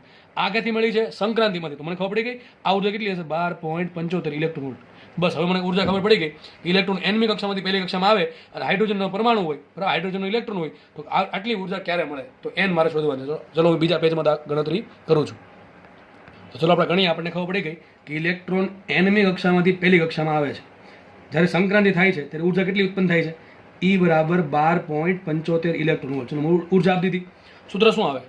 સૂત્ર શું આવે? આ કક્ષામાં કેટલી ઉર્જા આવે? ધારો કે En ઉર્જા છે, આ કક્ષામાં કેટલી ઉર્જા હોય? E1 હોય તો E મળે કે ન મળે? સૂત્ર શું આવે? બોર નોંધી કરે ભાઈ En માઇનસ પહેલી કક્ષાની ઉર્જા બરાબર શું આવે? બાહ્ય આપણે જે ઉર્જા મળે છે ઉત્સર્જિત ઉર્જા, આટલી ઉર્જા ઉત્સર્જિત થાય છે બરાબર. બોર નોંધી વપરાવાનું છે. ચલો nમી કક્ષામાં ઉર્જા કેટલી હોય? -13.6 Z² ભાગ્યા n² માઇનસ પહેલી કક્ષામાં કેટલી ઉર્જા હોય? -13.6 Z² છેદમાં x². અને આ સંક્રાંતિ થાય, આ કક્ષામાં આટલી ઉર્જા હોય, પહેલી કક્ષામાં આટલી ઉર્જા હોય, તો આ કક્ષામાંથી આમાં સંક્રાંતિ થાય ઉર્જા મળે કેટલી? 12.75 ઇલેક્ટ્રોન. કેટલી આવશે? 12.75 ઇલેક્ટ્રોન વોલ્ટ. મુખ્ય કિંમત તમને હાઇડ્રોજન કીધું છે. શું કીધું? હાઇડ્રોજન કીધું. હાઇડ્રોજન માટે ઝેડ કેટલા હોય? હાઇડ્રોજન માટે ઝેડ હશે 1. તો મૂકી દો કિંમત. ચલો ફટાફટ. અહીં શું આવશે? -13.6 ઝેડ ભાગ્યા n² નામ રાખો. -13.6 ભાગ્યા n² નામ રાખો. આ થઈ જશે માઇનસ માઇનસ પ્લસ. અહીં આવશે પ્લસ 13.6 ઇન્ટુ ઝેડનો વર્ગ 1 થશે, છેદમાં 1નો વર્ગ 1 થશે. શું આવશે? માઇનસ માઇનસ પ્લસ આવશે 13.6 બરાબર શું આવશે? 12.75. અને ઇલેક્ટ્રોન વોલ્ટ ઉડી ગયા. આપણે ઇલેક્ટ્રોન વોલ્ટમાં ઉડી ગયા. આપણે n મળે કે ના મળે? ચલો એના માટે શું કરશો? આને આમ જો દે, આમ જાવ દે. તો શું આવશે? અહીંયા 13.6 માઇનસ 12.75 બરાબર શું આવશે? પ્લસ 13.6 ભાગ્યા n². બરાબર કે નહીં? જસ્ટ ખાલી બાદબાકી કરવાની છે. હવે વિચારો આમ કે 13.6 માંથી 12.75 બાદ કેટલા બધા? 0.85 દેખાય છે. કેટલા બધા? 0.85. આ 13.60 લઈ લો, ખબર ન પડે. શું આવશે અહીંયા? 0.85 બરાબર 13.6 ભાગ્યા n². તો માટે n² બરાબર શું આવશે? 13.6 ભાગ્યા 0.85. વિચારો, ભાગાકાર કરવાનો છે, બુદ્ધિ ચલાવવાની છે. એમાં બુદ્ધિ જેટલું સ્માર્ટ વર્ક કરો એટલું સારું પડે જીવનમાં. બરાબર. 13.6 ભાગ્યા 0.85 ડેફિનેટલી પોઈન્ટ વડે ભાંગીએ તો આન્સર એક કરતાં વધારે આવવાનો છે. અને 0.85 છે એટલે શું આન્સર આવે? શું લાગે? 16 આન્સર આવે. શું આવે? થોડોક મોટો. બરાબર, થોડોક મોટો. તો n². અને પછી ખબર પડી જાય કે 16 જ આવે. કેમ ખબર પડી જાય? અરે n એક સંખ્યા છે, n એક પૂર્ણાંક સંખ્યા છે. બરાબર છે. તો n નો વર્ગ પણ પૂર્ણાંક સંખ્યા જ હોય. તો શું આન્સર આવશે? n² બરાબર 16. તો n બરાબર શું હોય? 4 હોય. મતલબ કે આજે સંક્રાંતિ થઈ ને એ કઈ થઈ જાય? ચોથી કક્ષામાંથી ઇલેક્ટ્રોન પહેલી કક્ષામાં આવશે તો કંઈક આટલી ઉર્જા મળશે 12.75. અને એ આપણે ધાતુની સપાટીને આપશું તો એમાં શું થશે? વર્ક ફંક્શન આટલું છે. આપણે ઉર્જા કેટલી આવી? 12.75. તો વધારે ઉર્જા આપી છે એટલે આપણને ખબર છે કે ભાઈ ઉર્જા વધારે આપો તો શું થશે? ફોટો ઇલેક્ટ્રોન ઉત્સર્જન થશે. અને જે ફોટો ઇલેક્ટ્રોન ઉત્સર્જન થશે એમાં એનું સ્ટોપિંગ પોટેન્શિયલ છે 10 વોલ્ટ. કેટલો હશે? 10 વોલ્ટ. દાખલો અહીંયા પૂરો થાય છે. આ દાખલો આમે સોલ્વ થઈ જાય. તમને પેલા વર્ણપટ યાદ રાખવેલા છે. એ 1, 2, 3 ને 4. એમાં અહીં જોજો આ કેટલી ઉર્જા હોય? -13.6 હોય. ચોથી કક્ષામાં કેટલી હોય? હાઇડ્રોજન માટે -0.85 હોય. તો યાદ રાખો, પહેલી કક્ષામાંથી ચોથી કક્ષામાં તો ચોથીમાંથી પહેલીમાં આવે તો કેટલી ઉર્જા મળે? 12.75. બેન બાદ બાકી કરી લેવાનું. આ તમને યાદ હોય કદાચ તો તમને તરત ખબર પડી જાય કે n બરાબર 4 હોય. તો આ ગણતરી કરવાની જરૂર છે નહીં. બરાબર. આટલી. નેક્સ્ટ દાખલો જોઈએ આપણે. જુઓ ચલો નેક્સ્ટ દાખલો જે છે એમ તો રુથરફોર્ડનો એક્સપેરિમેન્ટ તમને જે ભણાવ્યો એના આધારિત દાખલો છે. શું કહે છે? જો v વેગ ધરાવતો આલ્ફા કણ ન્યુક્લિયસ ZE ની નજીક d અંદર સુધી જઈ શકે છે. તો આ d કોના સમપ્રમાણમાં આવે? ટૂંકમાં યાદ કરો, આવું ક્યાં આવ્યું હતું આપણે કે માનો કે એક ન્યુક્લિયસ છે અહીંયા અને એક આલ્ફા કણ ઘણો દૂર છે. કેટલો વેગ છે? એનો v વેગ છે. ધીમે આ ન્યુક્લિયસની અંદર કેટલા પ્રોટોન હોય? Z પ્રોટોન હોય. બરાબર છે. અને કેટલો ચાર્જ થશે ન્યુક્લિયસનો? Z into E. ન્યુટ્રોનને તો ચાર્જ હોય નહીં એટલા માટે. બરાબર છે. તો આ જે આલ્ફા કણ છે ધીમે ધીમે નજીક આવશે. આ આલ્ફા કણનો કેટલો વિદ્યુતભાર હોય? +2E વિદ્યુતભાર. કેટલો હોય? +2E. આલ્ફા કણ ધીમે ધીમે નજીક આવે છે અને ન્યુક્લિયસની જેમ નજીક આવશે આકર્ષણ બળ વધતું જશે. ધીમે ધીમે માનો કે અહીંયા સુધી આલ્ફા કણ આવી શકો. બરાબર. એની પછી જેટલી ગતિ ઉર્જા હતી બધી વાપરી નાખી. ડી અંતર આવી શકો. તો આ ડીને શું કહેવાય? આને ડીને કહેવાય ડિસ્ટન્સ ઓફ ક્લોઝેસ એપ્રોચ. શું કહેવાય? Distance of closest approach. તો આ તમને થિયરી ભણાવેલી છે. એમાં તમને ભણાવ્યું હતું કરવાનું શું કે દૂરના અંતરે આલ્ફા કણની કુલ ઉર્જા બરાબર ડી અંતરે આલ્ફા કણની કુલ ઉર્જા. એમાં દૂરના અંતરે આલ્ફા કણની સ્થિતિ ઉર્જા 0 છે અને ડી અંતરે આલ્ફા કણની ગતિ ઉર્જા 0 છે. તો સાબિત થયું તો આવું કે આલ્ફા કણની દૂરના અંદર જે ગતિ ઉર્જા છે એ જ થઈ જશે આલ્ફા કણની ડી અંતરે સ્થિતિ ઉર્જા. તો કે બરાબર યુ. ચલો કે કેટલા હોય? Half mv². અને આ સ્થાને યુ કેટલા હશે? બરાબર. જો ભાઈ ફટાફટ એટલા માટે ચલાવું છું કે આગળ ભણાવેલું છે, ઇન ડિટેલમાં ઘણું બધું ભણાવેલું છે. એટલા માટે કોઈ મતલબ નથી કે તમને પાછું ડિટેલમાં ફરી વખત ભણાવવાનો. એ જોઈ લેવું આગળ જઈને. બરાબર. યુ બરાબર યુ શું આવશે? કે Q1 Q2/r. તો શું આવશે? કે Q1 શું આવશે? Q1 છે આનું વિદ્યુતભાર આલ્ફા કેટલો? 2E ઇન્ટુ ન્યુક્લિયસ વિદ્યુતભાર Q2 ZE છેદમાં શું આવશે? અંતર D. તો ક્વેશ્ચન એમ છે કે આ ડી કોના સમપ્રમાણમાં હોય? ચલો આપણે ડીને કરતા બનાવી દઈએ એટલે આપણે ખબર પડે કોના સમપ્રમાણમાં. તો ડી ઇઝ ઇક્વલ ટુ શું આવશે? આખું પદ આમ લઈ જાઓ તો શું આવશે? અહીંયા 2 × 2 4E² કે આ તો એક સંખ્યા થઈ ગઈ. 4E² કે એક સંખ્યા થઈ ગઈ. ઓકે ચલો આગળ વધીએ. અહીં શું આવશે? Z અહીંયા આવશે ગુણાકારમાં, Z અહીંયા આવશે, છેદમાં શું આવશે? mv². છેદમાં આવશે mv². બરોબર કે નહીં? તો જુઓ તો ડી કોના સમપ્રમાણમાં છે? આ એક સંખ્યા છે તો તમે આ ઓપ્શન આપ્યું નહીં હોય. શું આપ્યું? જો વી સ્ક્વેર. ડી વી સ્ક્વેર સમપ્રમાણમાં કહેવાય ના. ડી 1/20 ના સમપ્રમાણમાં છે, અથવા ડી છે એ વી સ્ક્વેરના વ્યસ્ત પ્રમાણમાં છે, એટલે આ ઓપ્શન નહીં આવે. બીજું કહે છે ઝેડીના, જો ઝેડ તો ઉપર આવે છે બરોબર, તો ડી જે છે એ ઝેડ ઈના સમપ્રમાણમાં નથી. સોરી, ડી જે છે એ ઝેડ ઈના સમપ્રમાણમાં છે, પણ આ તો શું આપ્યું? 1/z આપ્યું, એટલે આપણે આપશે નહીં. ઓપ્શન સી જો શું કહે છે? ડી પ્રપોર્શનલ ટુ 1/m થાય કે નહીં? થાય છે. ડી પ્રપોર્શનલ ટુ 1/m, તો શું આવશે answer? D proportional two 1/m. તો લખી દો બધું. ડી પ્રપોર્શનલ ટુ શું આવશે બીજું? 1/v², અને ડી પ્રપોર્શનલ ટુ આવશે ઝેડ ઈ અથવા ઝેડ, બરાબર છે. તો આવો ઓપ્શન આપણને એક જ આપ્યો, કયો? D proportional two 1/m.